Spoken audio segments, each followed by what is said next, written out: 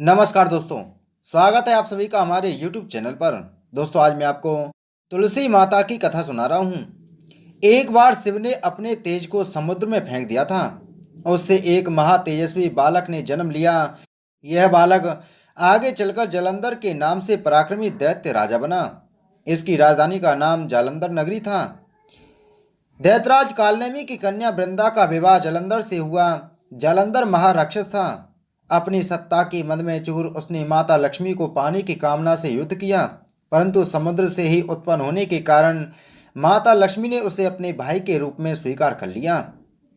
वहां से पराजित होकर वह देवी पार्वती को पाने की लालसा से कैलाश पर्वत पर गया। भगवान देवादिदेव शिव का ही रूप धरकर माता पार्वती के समीप गया, परंतु माँ ने अपने योग बल से उसे तुरंत पहचान लिया तथा वहां से अंतर्ध्यान हो गई। देवी पार्वती ने क्रुद्ध होकर सारा वृतांत भगवान विष्णु को सुनाया। जालंधर की पत्नी वृंदा अत्यंत पतिव्रता स्त्री थी। उसी के पतिव्रत धर्म की शक्ति से जालंधर ना तो मारा जाता था और ना ही पराजित होता था। इसलिए जालंधर का नाश करने के लिए वृंदा के पतिव्रत धर्म को भंग करना बहुत ही जरूरी था। इसी कारण भगवान विष्णु ऋषि का वेश धारण कर वन में जा पहुंचे, जहां वृंदा अकेली भ्रमण कर रही थी। भगवान के साथ दो मायावी राक्षस भी थे, जिन्हें देखकर वृंदा भयभीत हो गई। ऋषि ने वृंदा के सामने पल में दोनों को भस्म कर दिया। उनकी शक्ति देखकर वृंदा ने कैलाश पर्वत पर महादेव के साथ युद्ध कर रहे अपने पति जालंधर के बारे में पूछा। ऋषि ने अपने माया जाल से दो बानर प्रकट किए। एक बानर के हाथ में जालंधर का सिर था तथा दूसरे हाथ में धड़। अपने पति की यह दशा देखकर वृंदा मूर्छित होकर पृथ्वी पर गिर पड़ी।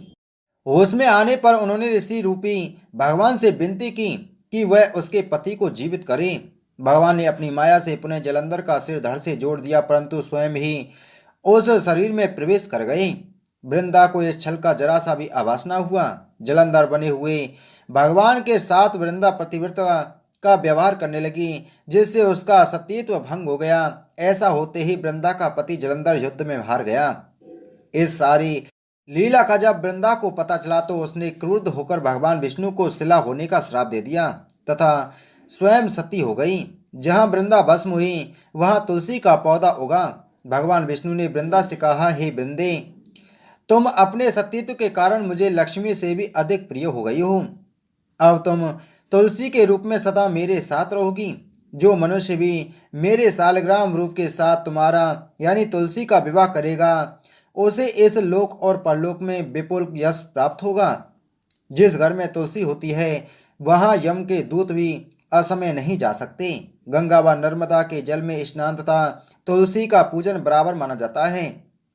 चाहे मनुष्य कितना भी पापी क्यों ना हो, मृत्यु के समय जिसके प्राण मंजरी रहित तुलसी और गंगा जल मुख में रखकर निकले जाते हैं, वह पापों से मुक्त होकर वैकुंठ धाम को प्राप्त हो जाता है। जो मनुष्य तुलसी व आंवले की छाया में अपने पितरों का श्राद्ध करता है, उसके पितर मोक्ष को प्राप्त हो जाते हैं। बोलो तुलसी माता की जय। बोलो विष्णु भगवान की जय।